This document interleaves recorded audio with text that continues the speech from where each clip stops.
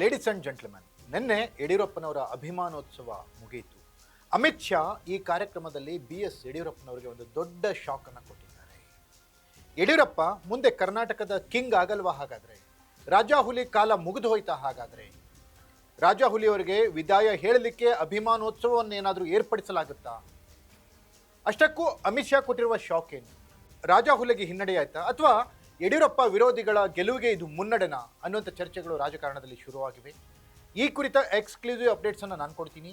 ನೆಲ ಜಲ ಭಾಷೆಗಾಗಿ ಪ್ರಾಮಾಣಿಕ ಪತ್ರಿಕೋದ್ಯಮ, ನಾನು ಹೇಮಂತ್.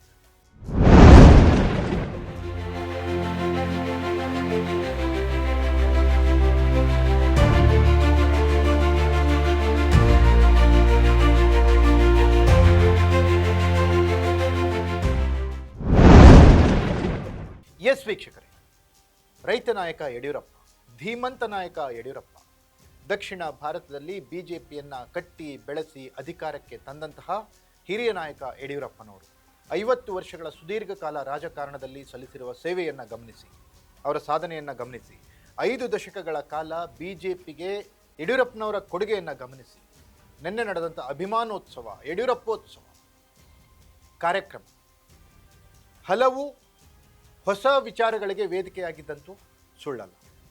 ಅಮಿತ್ ಶಾ ಕಾರ್ಯಕ್ರಮದಲ್ಲಿ ಭಾಗವಹಿಸಿದರೆ ಯಡಿಯೂರಪ್ಪನವರಿಗೆ ಶಕ್ತಿ ಬರುತ್ತೆ ಅನ್ನುವಂಥ ಚರ್ಚೆಗಳು ಪ್ರಾರಂಭವಾಗಿದ್ದವು. ಅಮಿತ್ ಶಾ ಯಡಿಯೂರಪ್ಪನವರ ನಾಯಕತ್ವದ ಬಗ್ಗೆ ಕೊಂಡಾಡ್ತಾರೆ ಅನ್ನುವಂತಹ ಮಾತುಗಳು ಬಂದಿದ್ವು. ಆದರೆ ನಿನ್ನೆಯ ಕಾರ್ಯಕ್ರಮದಲ್ಲಿ ಅಮಿತ್ ಶಾ ಭಾಗವಹಿಸಿದರು. ಆದರೆ ಅಮಿತ್ ಶಾ ಒಂದು ದೊಡ್ಡ ಶಾಕನ್ನು ಯಡಿಯೂರಪ್ಪನವರಿಗೆ ಕೊಟ್ಟಿದ್ದಾರೆ.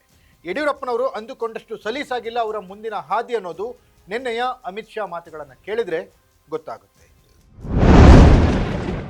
आना चाहते हैं उनको मैं जरूर कहूंगा कि येदियुरप्पा के 5 दशक के सार्वजनिक जीवन और सार्वजनिक जीवन में विशेषकर संघर्ष का जरूर अभ्यास करिए. ಎಸ್ ವೀಕ್ಷಕರೇ, ಅಮಿತ್ ಶಾ ನಿನ್ನೆ ಸುದೀರ್ಘ 40 ನಿಮಿಷಗಳಿಗೂ ಹೆಚ್ಚು ಕಾಲ ಭಾಷಣವನ್ನ ಮಾಡಿದ್ರು ಕೂಡ ಎಲ್ಲಿಯೂ ಕೂಡ ಯಡಿಯೂರಪ್ಪನವರ ಹೆಸರನ್ನ ಬಳಸಲೇ ಇಲ್ಲ. ಯಡಿಯೂರಪ್ಪನವರ ನೇತೃತ್ವದಲ್ಲಿ ಚುನಾವಣೆಗೆ ಹೋಗ್ತೀವಿ ಅನ್ನೋದನ್ನ ಹೇಳಿಲ್ಲ. ಯಡಿಯೂರಪ್ಪನವರ ನಾಯಕತ್ವವೇ ಕರ್ನಾಟಕದಲ್ಲಿ ಬಿಜೆಪಿಗೆ ನಾಯಕತ್ವ ಅನ್ನುವಂಥದ್ದನ್ನು ಕನ್ಫರ್ಮ್ ಮಾಡಲಿಲ್ಲ. ಹಾಗಾಗಿ ಯಡಿಯೂರಪ್ಪನವರ ಬಗ್ಗೆ ಬಿಜೆಪಿ ಹೈಕಮಾಂಡ್ಗೆ ಯಾವ ರೀತಿಯ ಭಾವನೆ ಇದೆ ಅನ್ನೋದನ್ನು ಇದು ಇಂಡಿಕೇಟ್ ಮಾಡ್ತಾ ಇದೆ. ಯಡಿಯೂರಪ್ಪನವರು ಬಿಜೆಪಿಯನ್ನು ಕಟ್ಟಿ ಬೆಳೆಸಿದ ಧೀಮಂತ ನಾಯಕರು.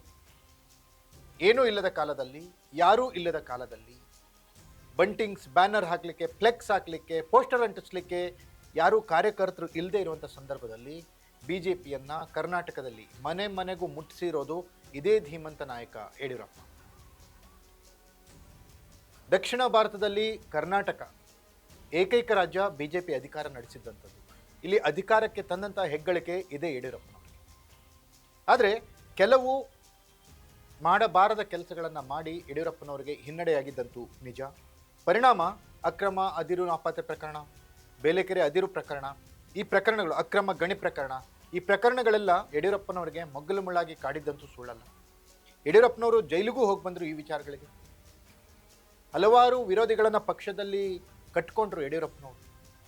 ಮೊದಲಿನಿಂದನೂ ಅನಂತಕುಮಾರ್ ಕಾಲದಿಂದ BL ಸಂತೋಷ್ ಅವರು, KS ಈಶ್ವರಪ್ಪ, ಈಗ ಯತ್ನಾಳ್, ಇಷ್ಟೆಲ್ಲ ವಿರೋಧಿಗಳು ಇದ್ದರೂ ಕೂಡ ಯಡಿಯೂರಪ್ಪ ತಾನು ಸಾಗಿದ್ದೇ ದಾರಿ ಎಂಬಂತೆ ಕರ್ನಾಟಕದಲ್ಲಿ ಬಿಜೆಪಿಯನ್ನು ಕಟ್ಟಿ ಬೆಳೆಸಿದರು. ಒಂದು ಸಂದರ್ಭದಲ್ಲಿ ಬಿಜೆಪಿಯಿಂದ ಹೊರ ಹೋಗಿ KJPಯನ್ನು ಕಟ್ಟಿ ಬಿಜೆಪಿಗೆ ಪಾಠವನ್ನು ಕಲಿಸಿದರು.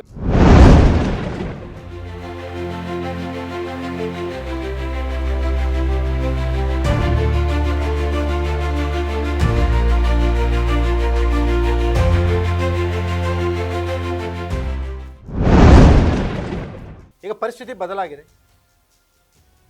ಯಡಿಯೂರಪ್ಪನವರ ನೇತೃತ್ವದಲ್ಲೇ ಕರ್ನಾಟಕದಲ್ಲಿ ಬಿಜೆಪಿ ಹೋಗಬೇಕು ಅನ್ನೋದು ಯಡಿಯೂರಪ್ಪನವರ ಇರಾದೆಯಾಗಿದೆ. ಯಡಿಯೂರಪ್ಪನವರ ಬೆಂಬಲಿಗರು ಅದನ್ನೇ ಹೇಳ್ತಿದ್ದಾರೆ. ವಿಜೇಂದ್ರ ರಾಜ್ಯಾಧ್ಯಕ್ಷರಾಗಿದ್ದು ಮುಂದೆ ವಿಜೇಂದ್ರ ಅವರ ಭವಿಷ್ಯ ಭದ್ರವಾಗಬೇಕು ಅಂತ ಯಡಿಯೂರಪ್ಪ ಕೆಲಸ ಮಾಡ್ತಾ ಇದ್ದಾರೆ. ಇಂಥ ಸಂದರ್ಭದಲ್ಲೇ ನಿನ್ನೆ ಅಮಿತ್ ಶಾ ಶಾಕ್ ಕೊಟ್ಟಿದ್ದು. ವಿಚಾರ ಏನಪ್ಪ ಅಂದರೆ, ಅಮಿತ್ ಶಾ ಸುದೀರ್ಘವಾಗಿ ಮಾತನಾಡಿದರು. ಆದರೆ ಎಲ್ಲಿಯೂ ಒಂದು ಬಾರಿಯೂ ಕೂಡ ಯಡಿಯೂರಪ್ಪನವರ ಹೆಸರನ್ನು ಹೇಳಲೇ ಇಲ್ಲ ಅಮಿತ್ ಶಾ. ಇದೀಗ ರಾಜಕೀಯ ವಿಶ್ಲೇಷಕರ ಚರ್ಚೆಗೆ ಕಾರಣ ಆಗ್ತಾ ಇದೆ.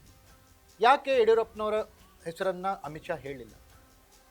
ಯಡಿಯೂರಪ್ಪನವರೇ ಕರ್ನಾಟಕದ ಬಿಜೆಪಿ ಬಾಸ್ ಅನ್ನೋದಾದರೆ ಯಾಕೆ ಅಮಿತ್ ಶಾ ಅದನ್ನು ಒತ್ತಿ ಹೇಳಿಲ್ಲ, ಅಥವಾ ಒಂದು ಬಾರಿಯೂ ಯಾಕೆ ಹೇಳಿಲ್ಲ? ಹಾಗಾದರೆ ಬಿಜೆಪಿ ಹೈಕಮಾಂಡ್ ಮನಸ್ಸಿನಲ್ಲಿ ಬೇರೆ ಏನಾದರೂ ಇದೆಯಾ? ಯಡಿಯೂರಪ್ಪನವರಿಗೆ ಪರ್ಯಾಯ ನಾಯಕತ್ವವನ್ನೇನಾದರೂ ಬಿಜೆಪಿ ಹುಡುಕ್ತಾ ಇದೆಯಾ? ನರೇಂದ್ರ ಮೋದಿ ಅಮಿತ್ ಶಾ ಲೆಕ್ಕಾಚಾರ ಬೇರೆಯಾಗಿದೆಯಾ? ಒಂದು ವೇಳೆ ಆಗಿದ್ದೇ ಆದಲ್ಲಿ ಯಡಿಯೂರಪ್ಪ ವಿರೋಧಿಗಳಿಗೆ ಇದು ಗೆಲುವು ಅಂತಲೇ ಹೇಳ್ಬೋದು.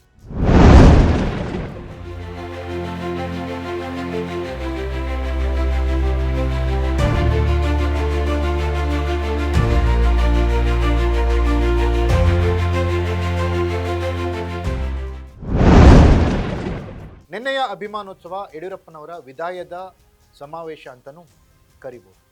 ಬಿಜೆಪಿ ಹೈಕಮಾಂಡ್ ಯಾವ ಸಂದರ್ಭದಲ್ಲಿ ಏನು ತೀರ್ಮಾನ ತೆಗೆದುಕೊಳ್ಳುತ್ತೆ ಕಾದು ನೋಡಬೇಕಿದೆ.